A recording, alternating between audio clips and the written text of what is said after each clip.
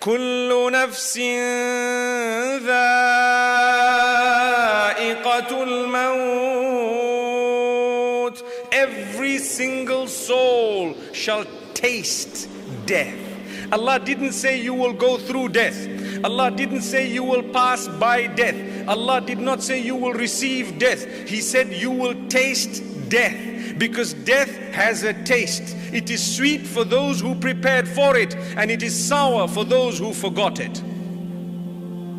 Those who prepared for it automatically, when they decrease the ill and the evil that they may have been engaged in, and when they constantly repented to the Almighty on a daily basis, the day they will die, they would have already started the day in a way that they are used to, with the seeking of forgiveness of Allah, the praising of Allah, the recitation of the Quran. The angels would have written, this is the day upon which this person has died, and he started the day by the recitation of the Quran. Hence, please start every single day with blessed words. Start the day with praise of Allah. Start the day seeking forgiveness of Allah, because there will be a day when you will die, and guess what? If you made that a habit, it will be a blessed day. Allahumma ja'al khayra ayyamina awakhiraha. The Prophet ﷺ used to say, oh Allah, make the best of our days the last days.